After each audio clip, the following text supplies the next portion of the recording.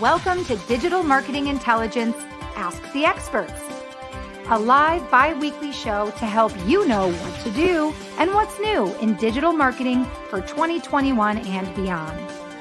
Ask questions, suggest topics, and grow faster with actionable insights and proven strategies from the world's leading experts.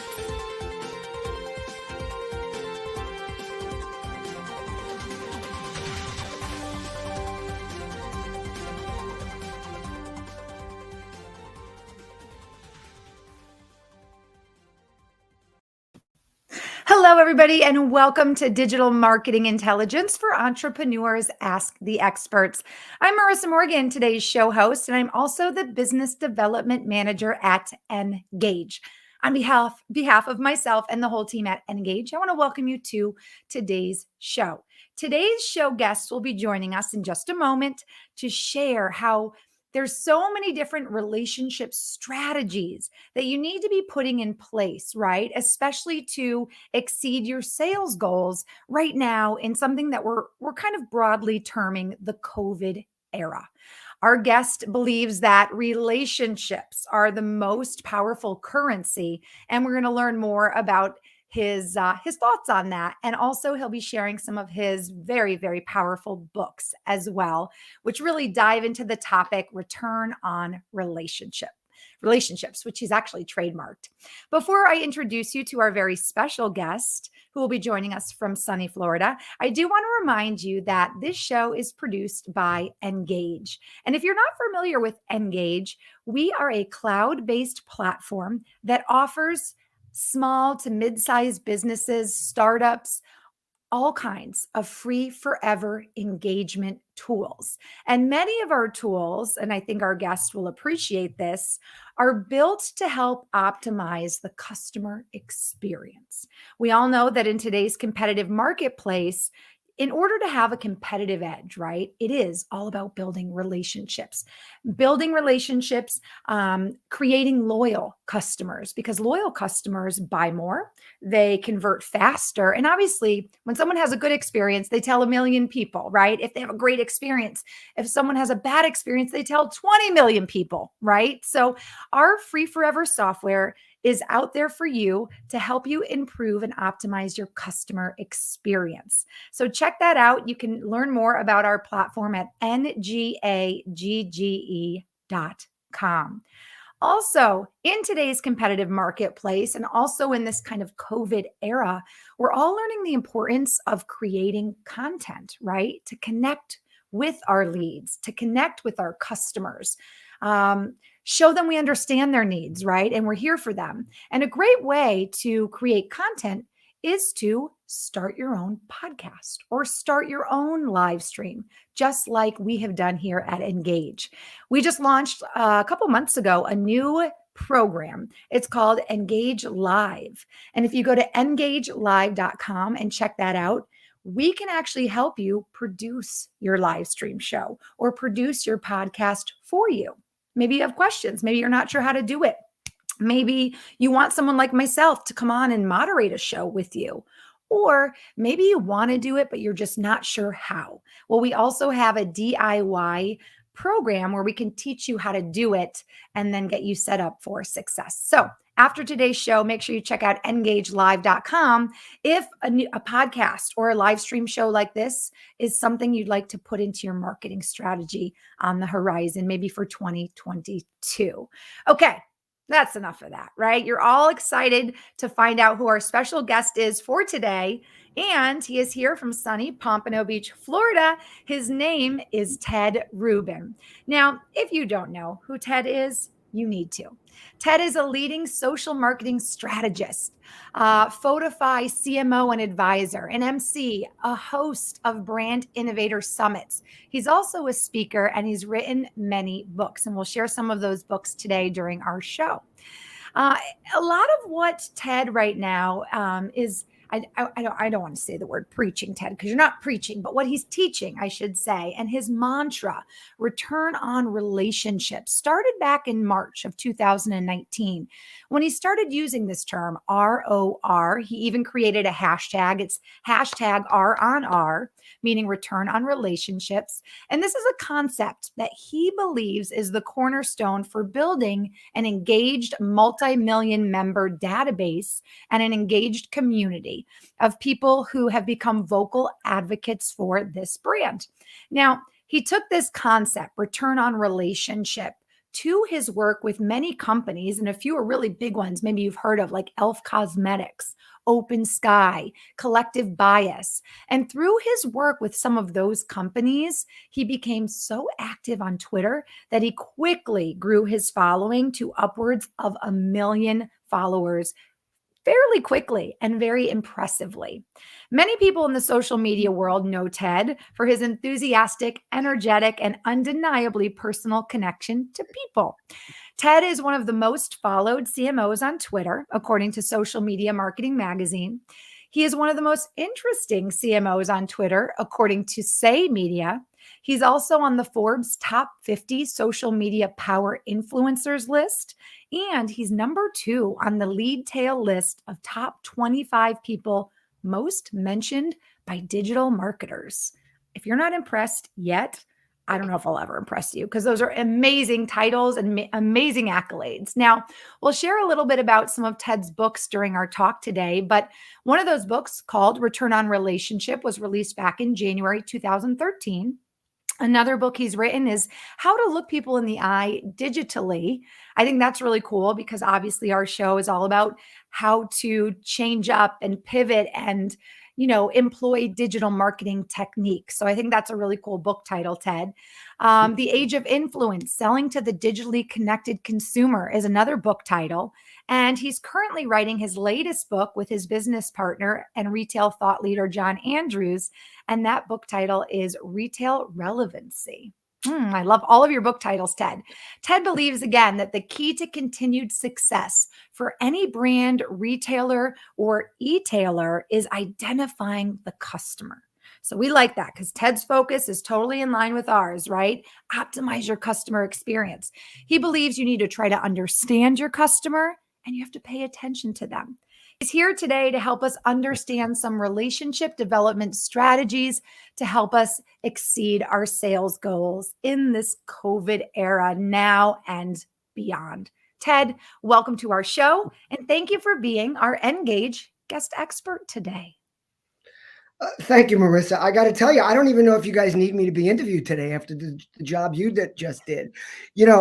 I keep thinking that I've got to shorten the bio from my blog, tedrubin.com, because when this happens publicly and I can get on the stage, sometimes I just walk up and take the mic away from the announcer who's just going on and on about me, but I wasn't able to do that here.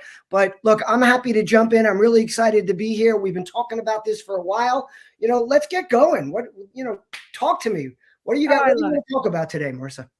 I love it. And I'm actually sharing our stream from our LinkedIn right now, right to my page. So I want to encourage those of you joining us right now on LinkedIn Live. This is a live interactive talk. We welcome all questions, all comments. I'm broadcasting to you live from Minneapolis, Minnesota. Ted's down in sunny Florida. I'm extremely jealous, by the way, Ted. And I do want to share that, Ted, I actually shortened my bio notes. So I really could have gone on for probably another 30 minutes. So you've got an incredible resume. Right. You have truly engaged with so many people all over the world. And one thing I like about you, Ted, and I'm excited to get into our talk on relationships, you practice what you preach, right? Relationships as the most valuable currency out there. And, just your resume in and of itself is case in point that you practice what you preach. You've touched so many people, helped so many people. You've written so many books on this topic. And now you have advocates all over the world who love your mantra that you have to have a return on a relationship. Right. Well, I'll tell you, it's funny. I was just talking about this with somebody when, somebody asked me the question of what's most important to you, because something I struggle with, which I'm sure everybody in the audience here struggles with, is all the different things we want to do. right? I mean, oh, we want to be a golfer, but oh, do we have enough time to put in the time to get to the level we want to get at, or tennis, or working out, or we want to deliver for a bunch of different companies, whether we're their employee of them, or we're doing consulting, or we're working for an organization in our community, especially now during COVID, where a lot of people have really recognized the need to give back. And I find, at least for myself, I can disappoint myself a lot because I don't get as much done as I'd like. And one of the things I was talking about was, and I was asked, is what's most important to you? And when we boiled it down, just trying to get myself focused on embracing who I am and letting go of some of the things that I don't have time for, is that the most important thing to me is relationships. It just really is. My daughters used to say to me, so I'm a divorced dad. It's part of who I am and my brand. A lot of people know I have to fight to keep my daughters in my life. And a lot of times my daughters would say, Dad, you have a lot of friends. Like, it's unbelievable. And I'd look at them and I go, I want to make sure you understand something. It's really not because I'm such a nice guy. Not that I'm saying I'm not, but it's because I work hard at it. And it really is the only way to maintain relationships and to keep connected and to engage with people, is you have to put in the time. Like, I don't mind being the friend that always does the calling. I have a childhood friend. She's like a sister to me. If I don't call her, I never hear from her. But I'll call her because I don't mind being the person that reaches out, because to me, it keeps that connection going. And I think that weaves its way not only in our personal lives, which are so important, because if you're not happy personally, it's going to be hard to be successful in business. But I think it really weaves into all the business we do, all the organizations we're involved in. Making a friend is not just clicking a button. It's true. And you and I both agreed, even before our talk today, that building a business, a startup, even a business that's been around for a long time, changing things up. We've all learned that people and consumers don't connect with logos or brands. They connect with people. They Yes. connect with business owners that they see a similarity in, or a business owner whom they've heard on a podcast and they like their message, or maybe they even grew up in the same town, right? We all look for connectors when we meet people, things that we find, in common, or, we connect with people where we see a little bit of ourselves in them. So I think it's so important, no matter where you are in the stage of your business, that you remember that simple point. And I think you have to exercise it beyond just yourself, like what people like, but what is necessary to do to connect with people. So, there's so many tools available to us today to know who we're talking to and to know who we're engaging with. So, again, I like telling stories. So I'll give you another story. I graduated college. We're talking eons ago. And I got a sales job, and my dad called me up the end of my first week because he knew my goal was to get my first appointment. So he's like, did you get an appointment? I said, yeah. He goes, when is it? I said, next Thursday. He goes, what time? I said, 10 o'clock. He said, what time are you going to get there? I said, I don't know, about 5 to 10. He goes, no. And remember, this was 1980. So none of the tools that were available now were available then. He goes, get there an hour early, walk around the neighborhood. This was New York City. Get to know the restaurants in the neighborhood, the stores, go into the building, look at the board, see what other companies are in there. Get up to the office at least 20 minutes early and see if his or her assistant can get you into the office. And you can look at what's in there to find points of emotional connection. Is he or she a boater? Do they play golf? Are they a grandparent? Are they a parent? Find things that you can talk about that are not what you're in there to sell about, that are about people like what's about them. They want people to be concerned with them. Now, this was hard. I don't know. Well, you don't remember, that's for sure. But if there are any people in the audience that are in the late 50s or early 60s, they'll remember that back then we had things called microfiche. You had to go to a library and ask for a reel and put it up on a screen and go through and try to find something about either that company or that person. There were some guidebooks to industries. But today there's such a wealth of information available that it kills me when I'm consulting for a company and I go to a meeting and the first question out of the salesperson's mouth is, how long have you worked here? Seriously? You didn't look at the LinkedIn profile? Because there's two different ways to approach this. Oh, I see you've been working here for many, many years. Wow, you can really educate us about the needs of your company. Or I noticed you just started a few months ago. What can we do to support you? I mean, these are the ways, especially as a salesperson or a marketer, that you can focus things so that you're showing this person that it's about them. It's not about what you're there to sell. Exactly. And I know, well, and maybe you don't know this, my background is in a lot of acting, TV hosting, and my acting teacher always said, even as an actor, when you're center stage, it's not all about you. It's about the other person. And that just goes, I like that example that you shared about getting to an office early, looking around, because you know what that also does, just from a psychological standpoint, it gives you a chance too, as someone who's about to meet somebody new, enter into maybe a relationship, or hopefully, right, get them to sign on the dotted line. It gives you a chance to have a moment to relax, to take a breath, and just be present as well, because you're not Exactly. worried about the fact that you're 5 minutes late or you didn't have time to do this. So it's definitely a great example. And I think even in today's digital era, where maybe we're not doing as much in person, that doesn't negate the need to prepare It for. actually makes it easier. You can have Mhm. your notes in front of you. You can have things there that you want to reference and bring up, whereas it might be a little bit more difficult to do it in an in-person meeting, although you can do it in an in-person meeting too. I mean, don't forget, you know, cheat sheets on your hand is something you can do. You can remember things. You can glance at your phone just because somebody brings something up. But, obviously you don't want to sit in a meeting looking at your phone. So please don't misunderstand that. But, the Right. preparation is so important, and it's so easy to do now that when people don't do it, and I will tell you, the vast majority don't. How many of you guys have received LinkedIn requests where they seem a little hinky, but you figure you'll accept it because you want to see what happens? And the first question they ask you, forget about the sales, what that they try to do immediately, but when they say, so what do you do?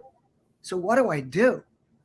Like, seriously, first of all, why did you connect with me if it's so what do I do? And how could you not have at least looked at the basics of my profile and know that? And that just goes way further when you've gone to the effort and the hard work of getting an appointment, again, whether it be Zoom, whether it be on a Mhm. phone call, whatever it happens to be. And I think people have gotten a little too reliant on Zoom and these types of things because some people just want a quick phone call. But Mhm. again, when you know something about them, when you see the last thing they've done, when you can mention that they have kids or that they're a dad, or even just tell a story about being a dad, which they'll relate to because it's something about them, this is just what creates that ability to connect with people. And again, the tools are right at our fingertips, so it's kind of silly to waste them. Agree. Agree. Well, let's dive into our talk today, because we are Mhm. talking about this currency of relationships.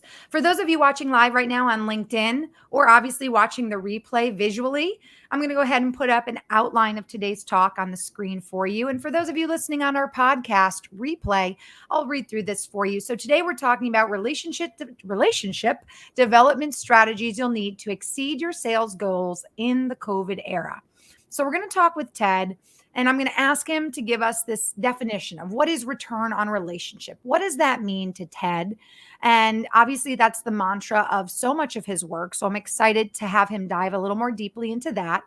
How do you view trust and relationships?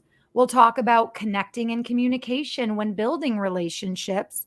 And then we'll talk about the importance of being sensitive to a customer's experience with your marketing. And I know Ted's very passionate about that. And he's kind of smiling and giving a nod. So Ted, let's start first quite simply with this idea of return on relationship. What is your definition of return on relationship? Well, simply put, it's the value that's accrued by a person or brand due to nurturing a relationship. ROI is simple dollars and cents, but ROR is the value that I like to say is both perceived and real, that will accrue over time through connection, trust, loyalty, recommendations, and sharing. And, I've been working really hard to use this to define and educate companies, brands, and especially people about the importance of creating authentic connection, interaction, and engagement. Like I said earlier, making a friend is not as simple as just clicking a button. I agree. I agree. And as you mentioned before, too, so many people are quick in, I think, today's day and age to look at quantity over quality, Yep. right? How many followers do you have? How many likes do you have? How has that, do you think, impacted this idea of connecting in relationships? Well, I think unfortunately a lot of this has been taken into media metrics. So what are media metrics about? They're about the size of your audience, the amount of people that are listening, how many clicks you get, et cetera, et cetera. And unfortunately, a lot of that has weaved itself now into our personal relationships or the way we sell and the way we build relationships, that it's a numbers game. I'll spam 2,000 people on LinkedIn with my offer. Maybe I'll get 20 people that click on it. I'll get 2 people that agree to talk to me. Boom, I have a metric now for how I can make sales. Whereas for me, I feel you reach out to 20 people personally, or maybe 40 or whatever. You narrow that down to people that actually now know that you reached out to them personally, that you did what was necessary to start building a relationship. And then even if you only narrow that down to the 2 calls or the 1 sale, this is someone that you've really connected with directly. And I just think that this is really, really important, because we're misunderstanding. We have gotten to think that influence is about numbers. And that's really not what influence is about. I like to say that everybody influences someone. And truth be told, most of us are not influenced by business leaders or celebrities or people with big followings. We're influenced by people we know. We're influenced by the person that has done it before and we feel they can give us some good guidance. We're influenced by that person we look up to, a mentor, or somebody else in our company that has either had success or we report to, or we do something else with. We look at friends who are experts or specialists in things. I mean, I don't know about you, but like when I want to buy a car, I go to my buddy who's a car guy. Like I don't just dig in and do all this research from people I've never heard of. I go to people that I have respect for. If I'm buying a computer, if I'm making a decision, I've been doing work on the building I own, and I've been renovating, and I don't go online and research. I talk to people I know that are experts that I have respect for, and the people I know I can connect with, not just read what they're saying. So I think everyone has to recognize that we influence everybody around us, and those people that you know are really your most valuable asset. I agree. And, I saw an interesting statistic online the other day that ties right into exactly what you just said, that people are influenced by people they know more than maybe celebrities or people with a lot of following. They did a comparison with maybe, I think it was Kim Kardashian, right? Who's got, how many millions of followers. And then they compared it to somebody who maybe only had a couple thousand followers, maybe less than 10,000, someone you'd call maybe a micro influencer. And when you actually looked at the statistics, the metrics of the engagement, the person who had under 10,000 followers had like I don't remember, but let's just say a 37% engagement rate, right? Whereas Kim Kardashian had like a 2% engagement rate. And I think too, something that falls in line with this idea is, and I know you'll agree, Ted, is we also live in a world where people are frankly nosy. People rubberneck on the highway because they want to see what's going on. It doesn't mean that they're necessarily influenced or, know, like, and trust somebody enough to buy from them or work with them. But we even want to know what our competitors are doing. So a lot of times we're following things just to be in the know, and it doesn't actually, lead to a sale or a relationship, so. You have to know when vanity metrics are available, are viable, or when they're valuable. So if you're trying to get the word out about something new, vanity metrics have value. More people are going to see your message. Again, it's like buying an ad at the Super Bowl versus buying an ad at something that's very focused on an industry you're looking to reach. When you're just trying to get the word out about a change we're making or a transformation we're making, then I believe those media metrics can be very valuable. But when you're looking to build relationships which are going to end up in sales, especially in the B2B space, then connectivity, people references, referrals, people that refer you to friends, I just think are much more important.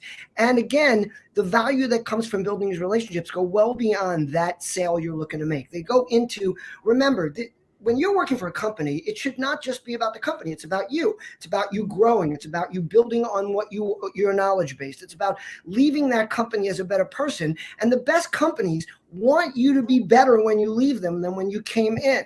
And so take that time, because those relationships you're building along the way are going to come in handy down the road. And, I'm sure you've had these discussions. I have these discussions with young people all the time, and it's very hard to get it through them. I was very lucky. I had a dad that drilled into my head that doing for others without expectation of anything directly in return was really the key to getting that return. It was that when you do those things, you build up your brand, you build up your reputation. I like to say that a brand is what a business or a person does. A reputation is what people remember and share. And that reputation goes well beyond not only that sale, but whatever product is involved, and it follows you your entire life. So the sooner you start focusing on that, and the best way to build reputation is to have relationships, because then you have people out there that talk about you, that, like, I like to say that if someone gets very negative with me online, and I tell this to every company I deal with, if I see they've been active socially and they have engaged with people, is take a breath and don't respond right away. Because very often your followers, your fans, your customers, your employees will be the ones that jump in and defend you, and you don't even have to do it yourself. Wow. Great points. And I'm interested to see, as our talk evolves, I feel like you probably have a lot of examples just like that of things that people can do to help bolster relationships. Or I'd be interested to know too, think about this as we continue. If you have any kind of weird horror stories of maybe lessons you learned about what not to do when it comes to bolstering and building relationships. I don't know. Well, I can throw one right out now that's Do it. irrelevant to what we just talked about people stepping up for you. But when I'm just directly engaging online and it's an easygoing thing, it's back and forth, it's quick, it's easy. But very often I will post something that is somewhat controversial. It might be controversial from a marketing standpoint. It might be me disagreeing with someone that people like or support whatever theory they're sharing about marketing. It might be about politics or something even personal. I share a lot about myself because I feel the more people know about me, the more they're going to connect and engage with me, whether they agree with my viewpoints on politics or love and marriage or relationships, whatever I share. But what I've learned to do when I know I'm writing something that's either contradictory to the person I'm replying to, or again, a little controversial, is I take a breath. I write it and I think about it before I send it. And by the way, that breath can be momentary. But what I do is I think before I click. That's number one. Number two is I tend to use Twitter as my experimental platform. Twitter's like a river. It flows incredibly fast. Yes, you write a tweet, it stays there forever. Even if you delete it, if somebody else shared it, I know that. But it comes off of people's screens incredibly fast, especially if they have a lot of followers. So when I'm writing something like that, I started out on Twitter and I mold and moderate it there. So I might write something that's really controversial. And maybe I didn't say it properly, because you know how very often we think things, but we don't express them, especially in writing or with emojis or some other way digitally, as well as we would like to, or as well as we might have if we were in person. And we also don't have that moment where if I'm sharing something with you face to face and I say something wrong, I can go, oh, wait a second. That's not the way I meant. I can see your eyes open up and I can say, no, I think you're misunderstanding what I'm saying. We don't get that digitally. So what I like to do is I put that stuff out on Twitter and I get immediate feedback.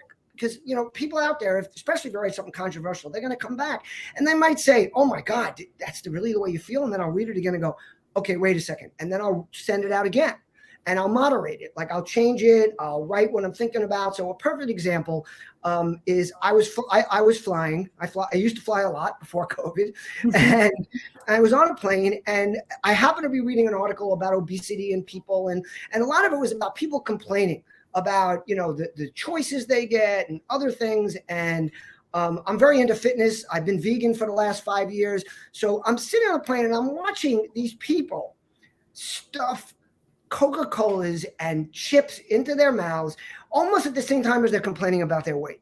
And I wrote something a little insensitive about it. Instead of saying, wow, I really want to help people think before they do, or realize that just because you're on a plane, because, you get the excuse, oh, it's my birthday. Oh, I'm on the plane. Oh, I'm flying. It's hard to eat well. And again, becoming vegan, I learned a lot about how easy it is to bring things with you that are a lot healthier because things weren't available for me. But what happened was I wrote it. I got some immediate pushback, like, "Oh my God, I can't believe you're saying that. Are you anti-obesity? Like, are you angry with people?" And I wrote back immediately going, "I didn't express myself well. Stand by." And then little by little, it took me 4 or 5 tweets to get this to the point where I was really making a point about companies that offer these products, about things I think we need to do, about ways I think you can travel and be healthier, where I'm adding value to people rather than cutting people down. And then I went and shared it to Facebook, to LinkedIn, in a blog post where it was more thought out. And I used the feedback of my audience to mold my message, to put it in a place where it's more static and people are going to see it and experience it more. That's interesting. So I like this tip. Obviously, think before you click, take a breath. I think what's also interesting, though, is you do put things out there that may be controversial. That's okay, though, because it makes people think and react. And by doing it on Twitter, like you shared, you get this instant group setting of your peers, your colleagues who say, "Hey, are you sure that's what you meant? Or are you sure you want to Right. word it that way? Or, hey, that sounds really insensitive." So it is true. I think in order to also grow and nurture relationships, we also have to, in life and online and in our marketing and as a company, we have to admit when we're wrong. Don't you We have agree? I to, mean, the whole we, thing, make it right, is a new kind of thing happening in our world right now where companies are taking responsibility. I want to jump in. That's really important, making it right. So Mhm. recognizing you're wrong is just the first step. The Mhm. second step is letting people know you felt that way and potentially making it right. And here's something else that's really important, because sometimes I give advice and we're on one of these interviews and we move on and I don't give the last piece, which is important. If and when you write something that you think is controversial at all, don't disappear. That you have to be there, because if it does blow up and you're not there to respond or to say, "Oh, that's not what I meant," or to filter it, or to just give feedback, then this thing can blow up out of hand. So it's really Mhm. important to be present whenever you're writing something that, again, is whether it's something new or you're discussing with someone. Like, don't ever get on someone else's feed where you're replying to something they posted. Get controversial with them and then go away, because that's going to hurt your brand. It's not going to help it. I agree. Well, that kind of brings us to our next topic, and you touched on it already a little bit, but trust and relationships. How do you view trust and relationships? Well, I've been thinking about this a lot, and recently I've been doing some work with some companies that are going through big transformations, and want to not only build their own trust again, which they might have lost, or Mm. or Mhm. maybe there are people that are hating on them, but they've decided to take it beyond just themselves and talk about trust in general, and hate in general. And so I've been doing a lot of thinking about this. And for me, I believe trust is built upon interaction. When you're true to your word, authentic and genuine. To build relationships online, like we're talking about here, you, as a brand or an individual, you have to offer value in return. Mhm. Trust requires inclusion. And you have to recognize that these trust exchanges are part of everything we do. And sometimes we forget that because we have this innate trust with people we work with, or some of the people we know, or the circles we travel in. And we forget, as a salesperson or a marketer, that we're moving outside those venues. And you're Mhm. not automatically trusted because people don't necessarily know you. So let me boil this down a little bit. For me, trust simplified, it's different from most things that we earn. It's highly valued, but it can't be bought. You can't just go out and buy trust. It's sometimes shared, but that window closes quickly if you overuse it. As we often do, we often overuse the trust that we've instilled, not realizing that trust is a constant that we have to continue building all the Mm. time. Someone doesn't trust you forever just because you did one thing right. We all say we're only as good as our last sale, or we're only as good as the last thing we did right. So that's because that trust has to continually be earned. It has to be earned, but you can't sell it. So you can't get trust for you or your company and then necessarily shift it to another. You move to another company, people trust you, but now you have to build trust in your company. Its lifespan will only be as long as you are willing to nurture it, respect it, and care for it. In my humble opinion, trust has a way of earning its own value and maintaining its own lifespan. Those who seek it and want to keep it have to live with that reality. Real trumps perfect, because real creates trust. So if you're trying to be somebody you're not, and you're not embracing who you are or sharing who you are, that's going to be a very hard thing to live up to. You hear about marketing personas. That's okay when you're building marketing plans, or you're putting out marketing to the world. But for Mhm. yourself, you don't want to have a persona. You need to be who you are. And like we talked about earlier, we're most often influenced by our friends, our family, our colleagues, not by influencers. And Mhm. relationships play a crucial role in trust. And again, as I said earlier, everyone influences someone. So empower those around you, your friends, your family, your customers, your colleagues, and your employees to power your trust quotient. Let me ask you this, Ted, too, since Engage is all about giving actionable takeaways for our viewers with this continued kind of educational series that we do. What are some tips that you could give maybe a startup or a small company that's really just diving into their strategic marketing plans and they're excited about the digital opportunities they have? What are a couple basic, very simple tips you can give them to help them build trust? Let's just say, for example, I don't know, it's maybe they have like a product, right? And so they're on social media. They are where they're maybe their target demographic is on Instagram. So they're on Instagram. They are, in the story space and the posting space. So they are where their target demographic is.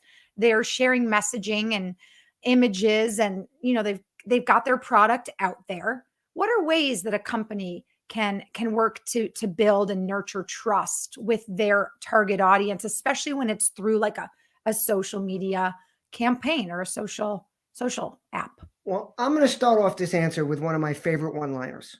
Okay. Empower your employees and they will power your brand. Did you And say empower your employees and they will I did. empower your brand? No, Yes. I empower like your employees and they will power your brand. Now, what that means is empower your employees to be more than just your employee, to be more than just delivering on their job they're doing. Empower your employees to communicate with customers, to talk to people, to again share their lives, to build their social profiles. Do you know that apparently 50% of recruiters will now ignore people they're looking to recruit if they don't have their own social profiles? And why is that? Mm. That's for two reasons.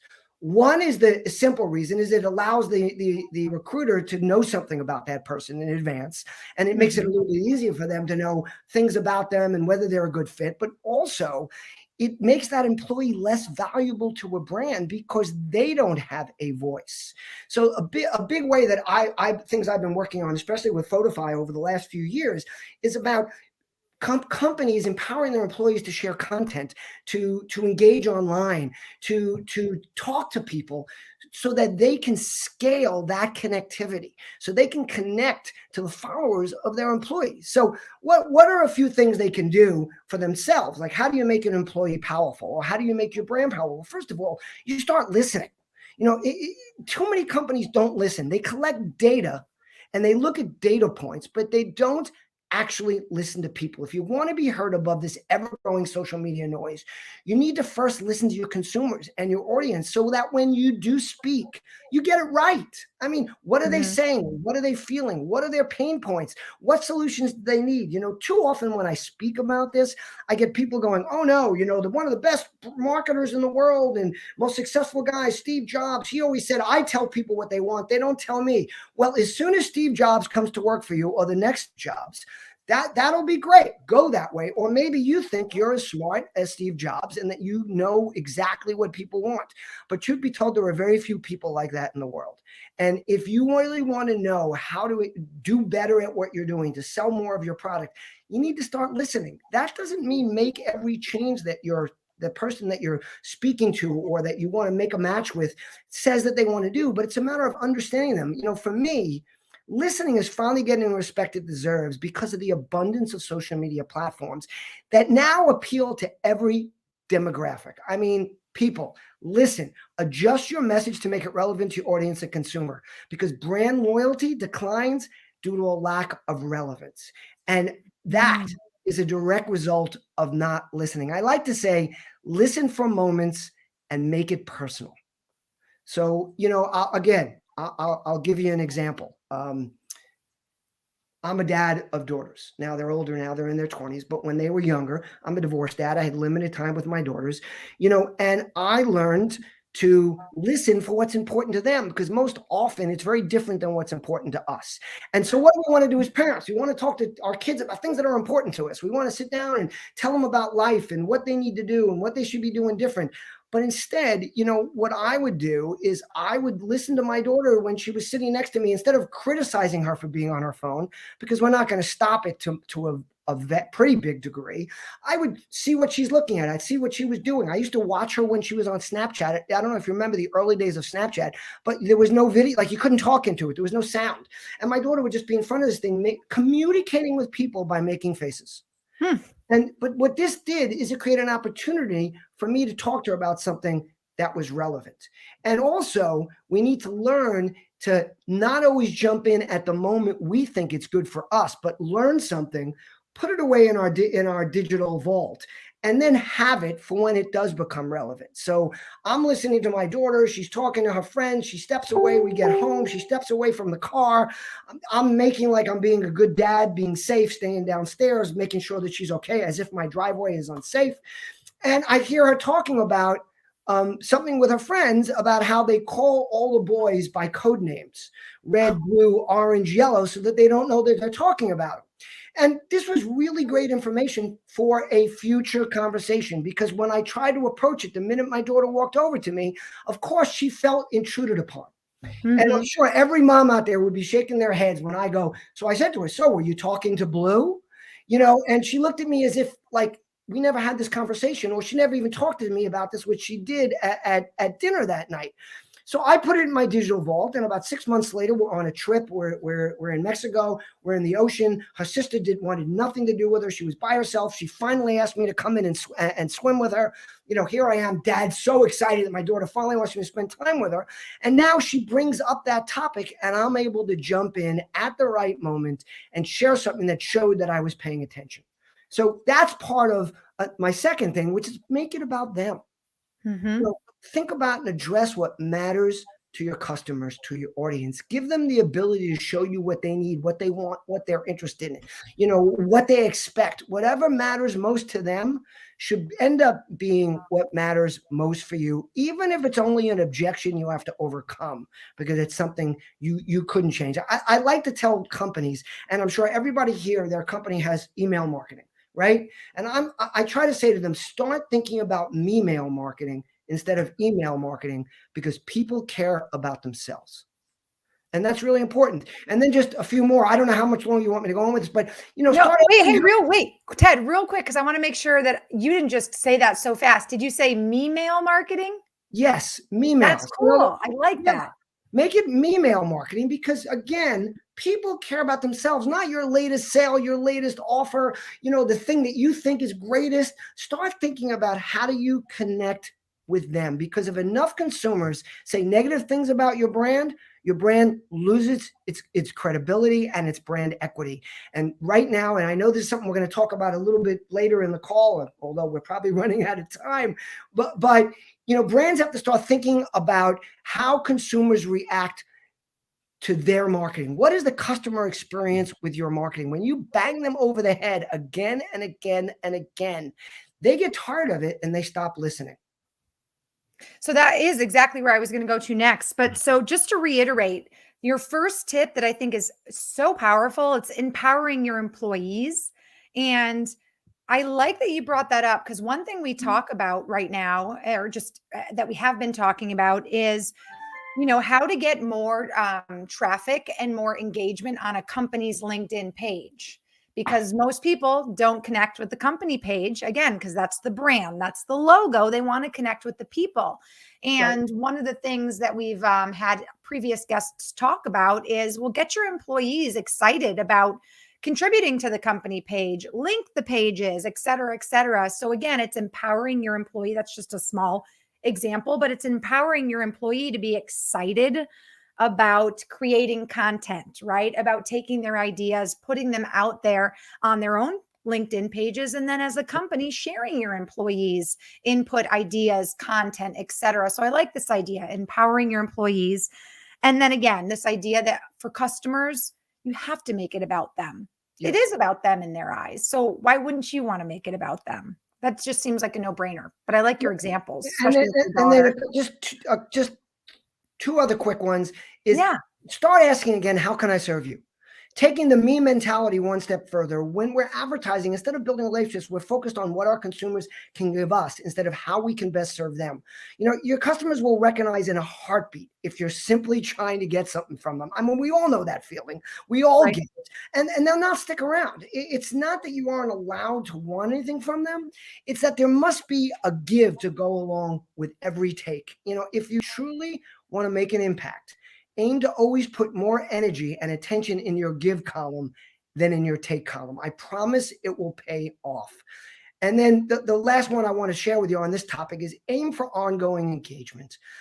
Again, like we talked about earlier, it's not just about clicking a button. It's about Mhm. periodic, every day, serendipitously, I reach out to some different people I haven't connected with in a while. I send them a note. I go to their LinkedIn page and I comment on something they posted. I do Mhm. something. And again, it sounds like, oh my God, how much can I do that with? I have all these followers. You just do a little bit every day. You make it a part of your routine that you're just out there engaging. And if people reach out to you, reach back. Don't ignore them. And this is a tip I want to add. It's a little bit different from what we were just talking about, but please, people, when you connect with people on social platforms, especially LinkedIn, send a personal note. Stop just clicking those buttons of connect. Send out something. You can make something standard that you send to a lot of people and just personalize it for each one if you want to make it a little bit easier. But every time you're at a meeting, every time you're at an event and you get those cards, don't just click connect, connect, connect. Right? Hey, it was Right. great meeting you at the Brand Innovators event in Atlanta. I love what you said about X. And again, if you remember that, or sometimes we make notes on cards. But if you don't, you can just say, I love the conversation that ensued there. I feel it's really worthwhile for us to connect. Please feel free to be in touch anytime. Do not send out a connection request. Even the minute you get off the phone with somebody or we get off this thing, don't just send out a connection request to Ted. Right. Hey, I really enjoyed the interview you just did. I'd love to be connected. And then if I write back to you, sometimes it can be a game. Who's going to be the last one to connect? And then the other thing I advise you is that when people reach out to you, never accept without a personal note back. I'm telling you, you start this now, and over the years, it will build your brand. I mean, sometimes if I don't reply to somebody, instead of them saying, I can't believe you ignored me, they write back and say, you must have missed this because I know you always reply. And then the last thing is as a part of this ongoing engagement is just always remember relationships are like muscle tissue. The more you engage them, the stronger and more valuable they become. A great analogy. And, speaking of, um, just speaking of connecting, someone just commented in the comment section, literally, please don't stop because our conversation is just so Oh, thank you. insightful to Thank you. them. And they kind of said they've lost their way a little bit and they're working on a digital marketing career. So all of this information is just so incredibly helpful. So I just want to thank those of you who are joining us live. And if you're watching this show on the replay, maybe you found us in the Engage live show library. You can still leave questions, or if you're watching this via a webinar that has shared with you, if you still have questions and this is a replay, leave those questions in the comment section. We will get them via email and we can bubble them over to Ted.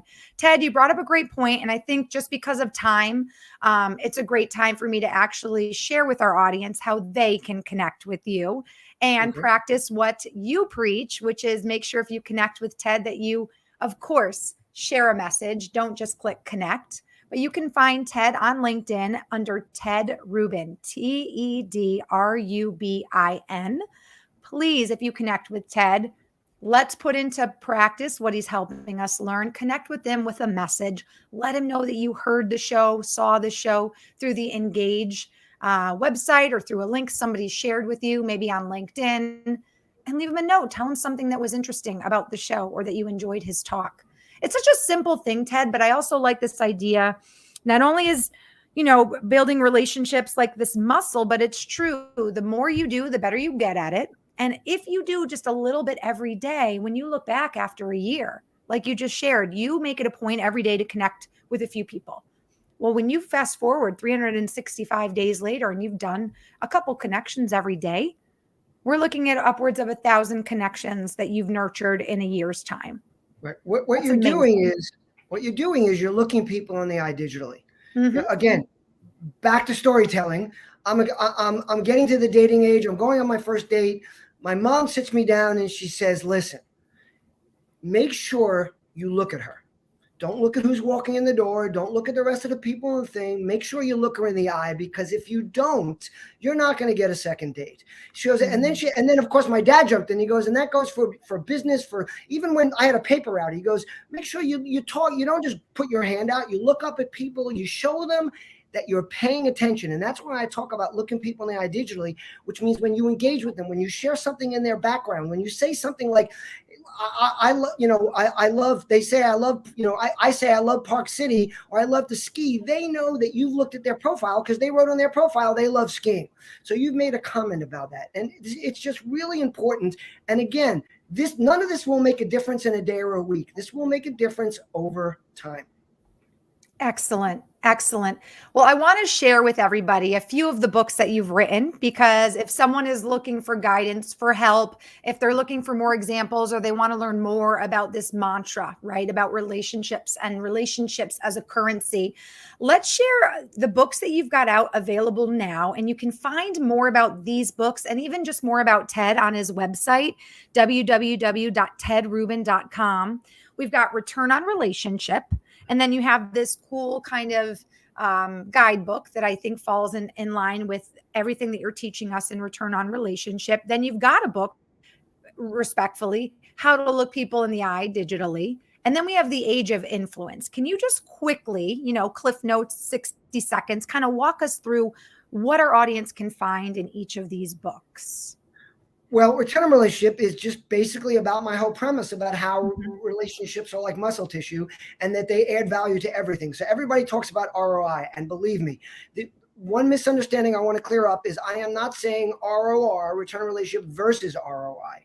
I'm saying that return on relationship will enhance ROI, because those relationships are what build on everything that you're looking to accomplish. So that's return on relationship.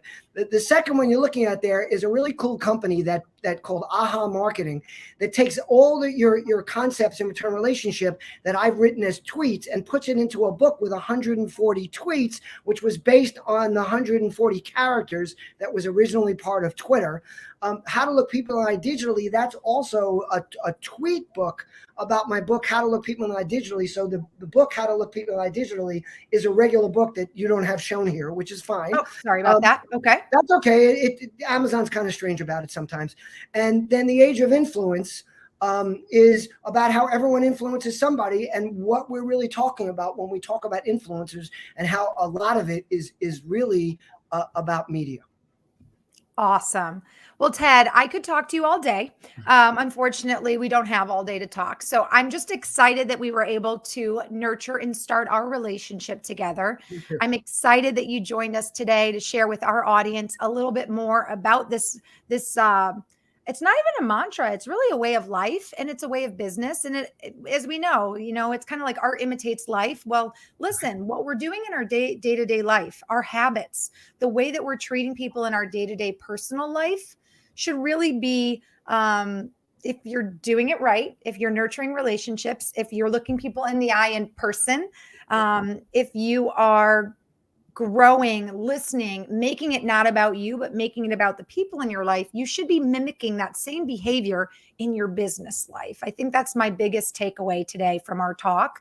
It's so simple, but I think we forget, and we think business is different than life. And now we know it's not. It's not, especially in this COVID era where things are changing personally and they're affecting business Right. exactly the same. So awesome. Ted, thank you so much for your time today. Can I close with something? Absolutely. I'd like to leave your audience with one last thing that I say all the time, and that I think is really important, and it's what takes relationship building beyond what we just call networking. Is I like to say that a network gives you reach, but a community gives you power. Networks connect, but communities care. And my whole life, I always looked at myself as a networker. And a bunch of years ago, it really dawned on me through conversation I had with others that what I am is a community builder. I bring people together. And when you bring people together around things that whether you're preaching or you're just trying to convince people is important, or you're just having discussions, you create a great deal of power. So with every relationship you build, think beyond that to the community that you can bring together. And the last thing I want to leave everybody with is Marissa gave you my LinkedIn profile, but I'm at Ted Rubin at Twitter. Also, I actually pick up my phone. My phone number is 516-270-5511. My email address is tedrubin@gmail.com. They're listed on all my social profiles. Feel free to reach out anytime. I love that. And just to tack on to what you said, because that made me feel really good. When you think about a community, you think about people helping each other and lifting each other up. When you think about a network, it almost is a place where you feel like people are opportunistic and what can you do for me, right? So I think that is like such a cool thing to say and a great way to end our conversation, and just a great way for all of us to move forward with positivity, and create communities around us that are supportive, lift each other up, and again, make it about the customer, not about you, and help and build that trust, build that loyalty, and get your return on your relationship. I love it, Ted. Thank you so much again for joining us. And please connect with Ted on LinkedIn. He just shared even his email, his cell phone. He's obviously up for building a relationship with you. So take him up on that and try to build a relationship with Ted and see where that goes. Ted, thank you so much. I hope you have an amazing rest of your day. My pleasure, Marissa. You too, and everybody else. What an awesome guest. Learning how to get a return on a relationship, learning all these great tips. Some so simple, you kind of scratch your head and go, why didn't I think of that? But looking someone in the eye digitally, building a community as opposed to a network, empowering your employees. I thought that was amazing. And it makes so much sense. And of course, making it about your customer, making it about what their need is, and not what you can do for them, but how can you help them? These are all really great tips. Again, connect with Ted, please, on LinkedIn. If you do, be sure to drop him a note and let him know that you heard his show with Marissa Morgan on Engage. Okay, guys, I have just one more minute with you. And I want to share our Engage news of the week. Every single show, we share with you an Engage news, digital marketing news piece of the week. Sometimes it's a tip, sometimes it's an update on a platform. And this week, actually, it has to do with Ted's favorite social platform, and that is Twitter. Oh my gosh, Ted, if you're in the waiting room and you're still listening, this is great, because Twitter is actually testing a new feature called, rightfully so, communities, which enables the audience to share tweets with selected and topic-based groups of users.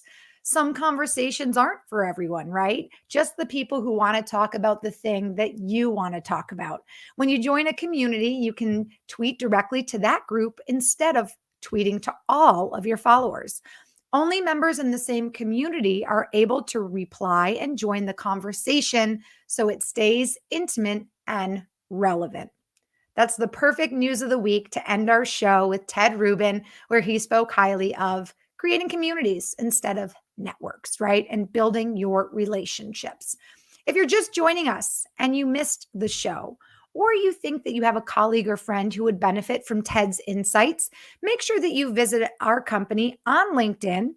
And that's going to be Engage, the company page. Look for the rainbow colored cog. And there you'll be able to see replays of today's show. And you'll also be able to see a schedule under the events tab of upcoming shows as well. And be sure to connect and follow us there for more updates. Okay, if you have other topic suggestions, or if you have questions you'd like to ask the guest and you didn't get a chance to during our show, feel free to email me, marissa.m@engage.com, and you can connect with me as well on LinkedIn at the Marissa Morgan, MARISSAMORGAN. Connect with me, connect with LinkedIn, and be sure to join me next Tuesday for our next show with Colin Lepiscopo. It is going to be part 3 of a 4-part series on increasing your conversions by more than 200%.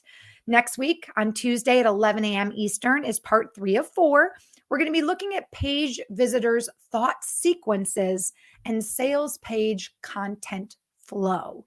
Join us for that show. And also, either in the comments section now or on our LinkedIn page, leave your business name and your company website. We are going to be doing an interactive exercise for part 4 of Colin's show, where he'll be picking 2 different business websites and optimizing the website live on the air. So if you're interested in having your business website looked at by a CRO expert, leave your company name and your company website on our LinkedIn page under any of the posts promoting Colin's show. Okay, everybody, that is it. I want to thank Sunil for joining us and many of the other viewers who joined us live on LinkedIn. Also, we are broadcasting simultaneous to YouTube and Facebook as well, so you can check us out there. I hope you all have a wonderful weekend, and I look forward to seeing you back here next week on Tuesday, October 5th, for our show with Colin Lepiscopo. Until then, have a wonderful rest of your day, and we'll see you next time.